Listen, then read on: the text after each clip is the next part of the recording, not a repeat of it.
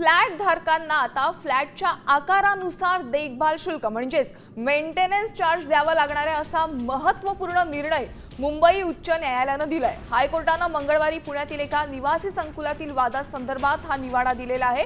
एक मोठी बातमी आहे, हायकोर्टाने एक मोठा निर्णय घेतलेला आहे। आता फ्लॅटच्या आकारानुसार आपल्याला मेंटेनन्स भरावा लागणार आहे आणि या संदर्भात आपण अधिकचे अपडेट जाणून घेऊयात आमच्या प्रतिनिधी वैदेही काणेकर यांच्याकडून। वैदेही, फ्लॅट धारकांना आता फ्लॅटच्या आकारानुसार मेंटेनन्स चार्ज भरावा लागणार आहे, हे संपूर्ण प्रकरण नेमकं काय आहे थोडं सविस्तरपणे सांगा।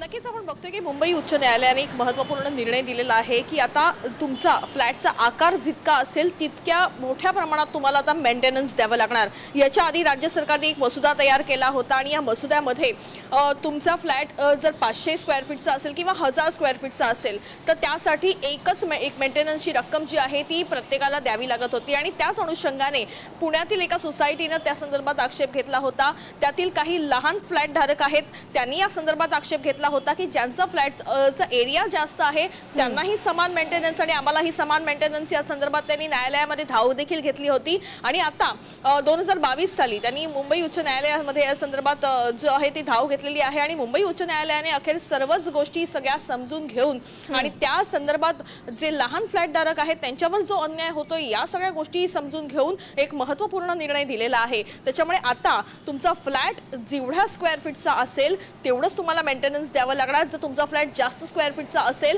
तर निश्चितच तुम्हाला मेंटेनन्स जे आहे ते जास्त द्यावं लागणार असल्याचं एक निर्णय जो आहे तो उच्च न्यायालय। धन्यवाद वैद्य संपूर्ण माहितीसाठी। तर हायकोर्टाने एक योग्य असा निर्णय घेतला असं म्हणायला काही हरकत नाहीये। फ्लॅटच्या आकारानुसारच आता मेंटेनन्स भरावं लागणार आहे। आता isakal.com आहे देशातील नंबर 1 ची मराठी न्यूज वेबसाईट। प्रत्येक अपडेटसाठी isakal.com ला नक्की भेट द्या।